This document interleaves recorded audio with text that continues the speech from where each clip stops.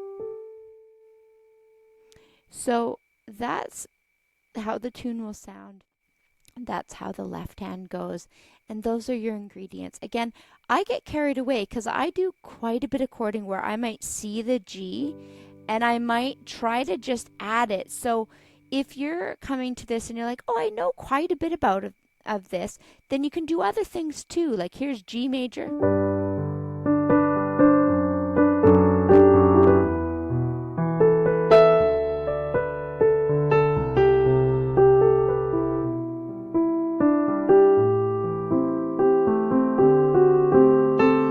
So you can see those were ingredients that I was using. I was using G and B7 and an E minor and a D and a C and a B, G over B, I should say, and A7. Can someone help me? And then adding bits of the melody. And that's kind of like we're all just exploring this in different stages of our music journey. Now we're at the bridge, and literally gold confetti should be raining down at you if you've got this far. So we have only a few things left: the bridge, the first chorus, and the last part of the chorus, verse 2, and then we get to do the return to the chorus. So we've just got some little bit more, and some of the things are going to feel really familiar to what you've done before. Also, the chorus is one of the things everyone loves to play because it's such a fun bop, if you will. Okay, so we are on the bridge, and we've got this. The left hand is going to follow a 1, 2, 1, 2, then 1, 1, 1, 1. 1, 2, 3, 4, and 1, 2, 3, 4. And again, if there's just one chord at the top of the measure, it means it's 4 counts. If there's 2, they're going to be 2 counts each. And then in that one measure, in measure 12, there's 4 chords, and we're going to listen for that 1, 2, 3, 4. So here's the left hand again. Here's if I open it up to just those bridge notes.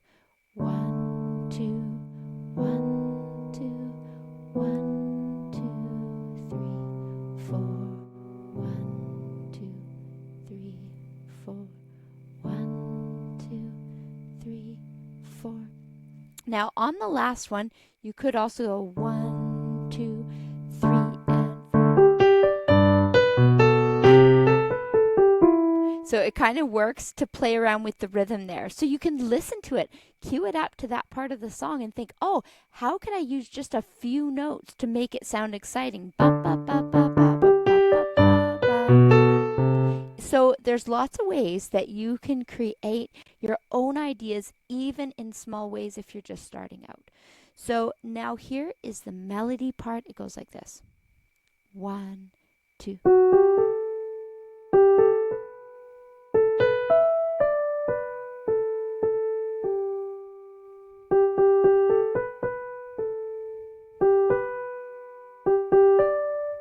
So you can see that there's some cool things. We're in that G major scale playground.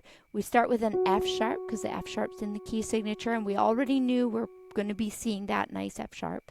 So we have it going upward. We're going to go, then I hear your reply. And I kind of like to shift my fingers in that direction. 2, 3, 4, 2, 3, 4, and then a thumb on A.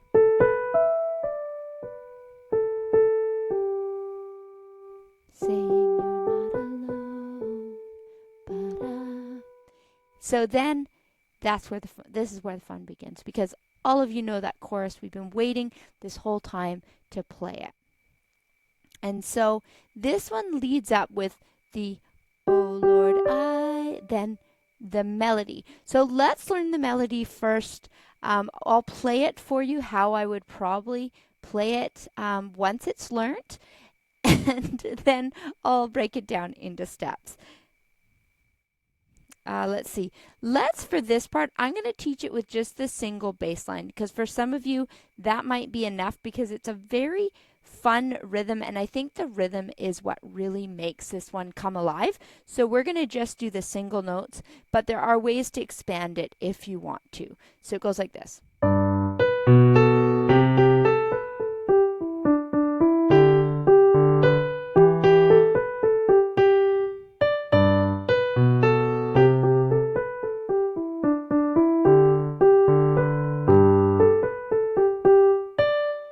So isn't that so fun? You can, of course, get it faster. You'll, of course, need to play it much slower when you're starting out. But here's the melody.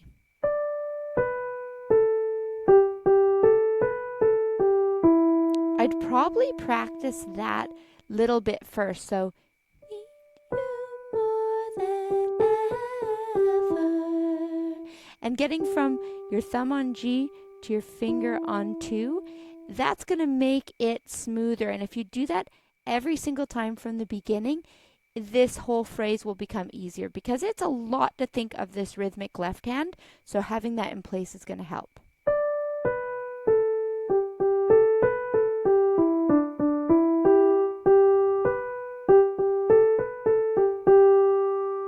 So that's the next part. So put my heart back together. Then we're going to leap up to D. I searched the world till my head hurt done. I'm hurt just to find out your way's better. Oh. And so that goes into the next part. You'll see I put some little brackets around the D at the end there, and it says first time only. So I have what's called a del segna on measure 15. There's that squiggly thing. I don't have a way to show you on the screen, I don't think. But hopefully you understand what I mean. So we're just going to play that last D the first time when we're doing it now, but when we return to this, we're going to end the whole song on the G. So I'll show you that later too. So now I did position the chords above where I think it sounds good for them to go. So you'd be going, need you more. So see how they take turns? Together, right, left, together. There we go. That's one.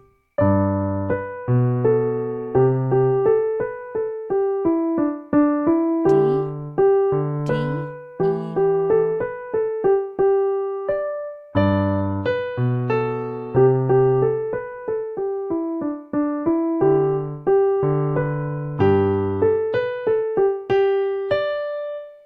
I love that part. I think even just playing this would be a great victory, and it's the part everyone knows. But shh, now that you've learned the rest, that's a victory too.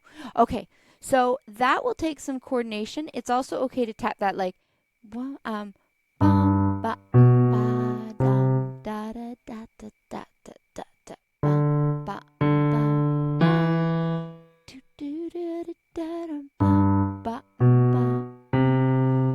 do do do do do D D G. You can just play one of the D, and I know I didn't notate the chord in there. That's just kind of an improvised thing to go with the rhythm.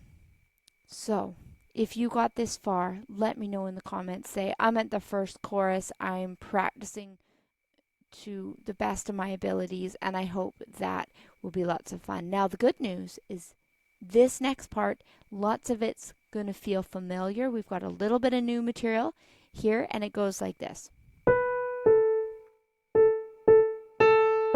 So that first phrase, oh, your way's better.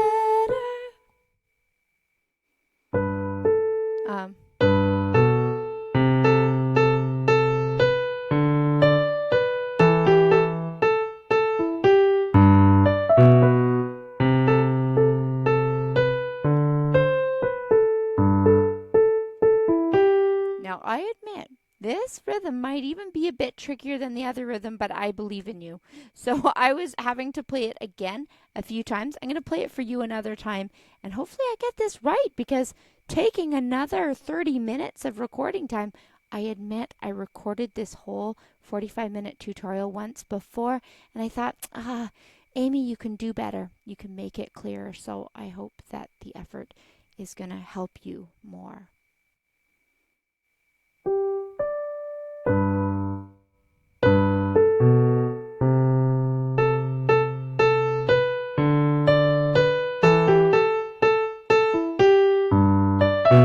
Oh, yeah, that's right. So it kind of goes in the middle.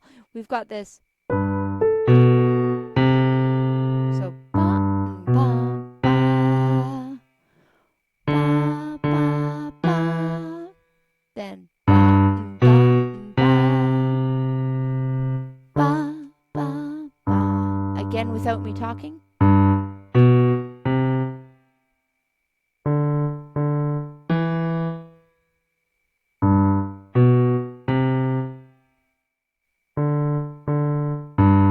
I think it's just that the rhythm is a bit different than the chorus here, so it's just coordinating that.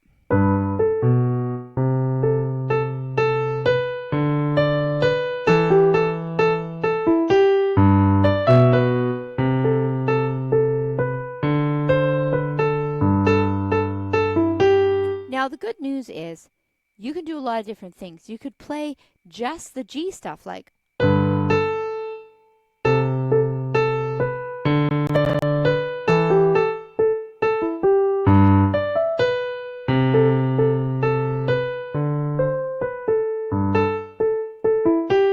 so you don't have to add all the crazy rhythm. Remember, this is your toolbox. You get to play around with it and think, oh, what do I like? Some of you might go, I'm ready for more of a challenge. And you might say, let's add the bridges. Ba, ba, ba, ba, ba, ba, ba, da, da, da, da, ba, ba, da, ba, da. So there's lots of ways. You'll notice I do a lot of bum, ba, da, ba, da.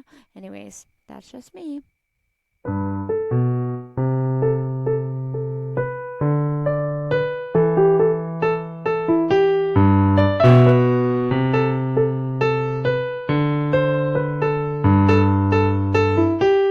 So again, we were, when I was learning it, I was taking from this arrangement, and it had a bit less going on in that it didn't incorporate the melody.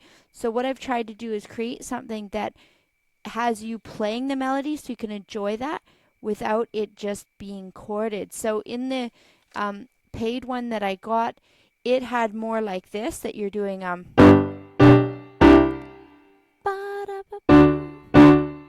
just the chords.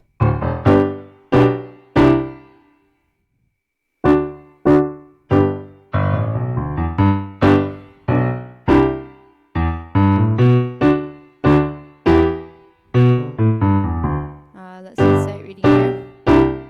So it had it more chunked up like that, which would be great if you had a strong vocalist to sing along, or a whole group or a choir. Be perfect. Okay, this next part, you're on the home stretch. Verse 2 is a lot of the same note. It's kind of almost has this like rap or spoken word feel to it. It's also a bit easier on the rhythm and similar to what we've done. So we have our finger starting on G. I'd probably use finger 3. Lord, I am so thankful for the ways that you blessed me. And I mean, who gets to have a song that says making waves like a jet ski? That's pretty awesome hopefulness right there. So here's how I might play it together. Not like that.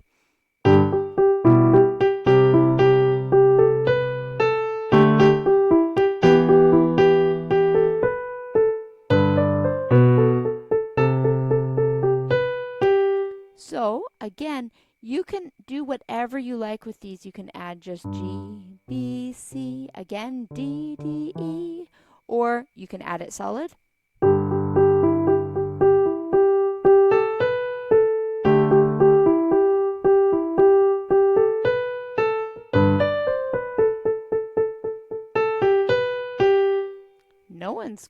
No one's gonna throw tomatoes at you here. If you can play that, that's amazing. There's a lot of notes there. So those are probably the finger choices I'd make.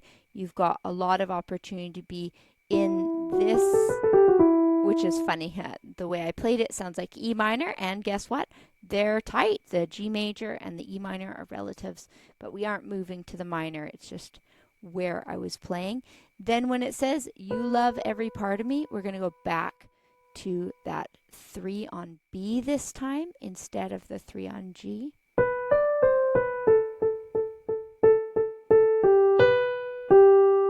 So that's you love every part of me even when I was messy. So that's verse 2. Let's see what sort of awesomeness comes here. So this one you're going to see, again, we're using all these ideas. And the one thing about this for a choice for a pop-styled worship, praise, Christian song is that it does have a lot more variety than a piece that's just using, 4 chords and in the same pattern all the way through. So it means it's more challenging to learn, but it also means it gives you that bit of fun as well. So here's the melody.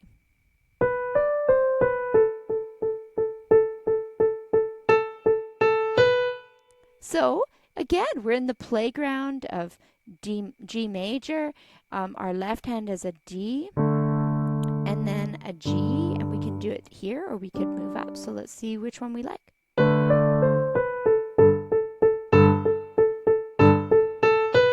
It only calls for it once, but again, you can play things more than once.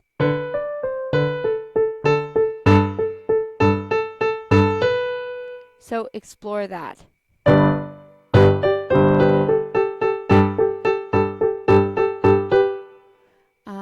Then we're going to move our baby finger for Jehovah Jireh, provider.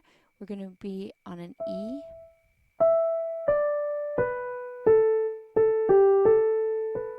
And I'd probably make that shuffle again, playing the A and then putting my 2 finger there. I'll play it again so you see. Rest.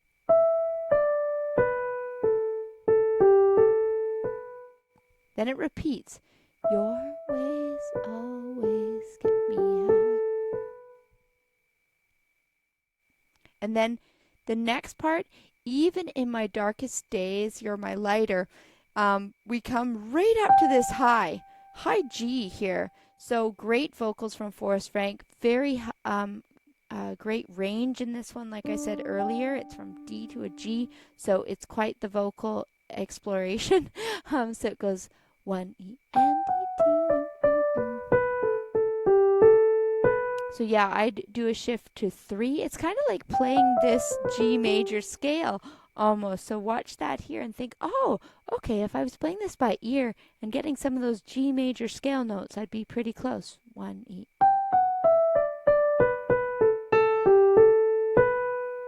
So on the word days, you probably want to have your 3 finger there. There you go.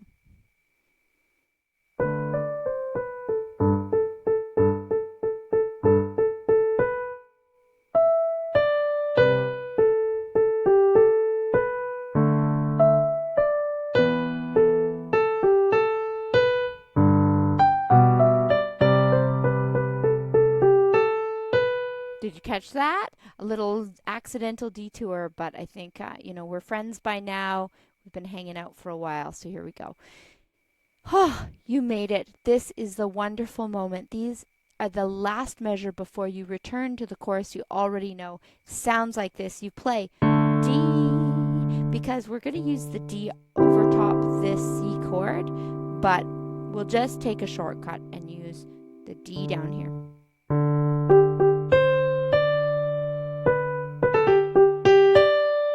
So play that again. My Messiah. Now the oh Lord, I need you forever goes right back to the final chorus. So on my lead sheet, I have it marked with Adele Segna, like I said, that we come back here and it says DSL Segna. We go and find this little squiggly marking in the music and we go boom. And then when we play this chorus again, instead of playing that note in brackets there, it says first time only, we're actually going to stop there. We're going to stop early, and I didn't do the transposition. There is an outro transposition kind of lead up, but I thought this length is about perfect for elementary intermediate pianists. I also thought that if I was playing this with a youth group, this would probably be the most achievable version of it I could think of. So I hope that you'll agree and that it'll be helpful for you too. So when we do our ending, we'll do the course is exactly the same except the way we end.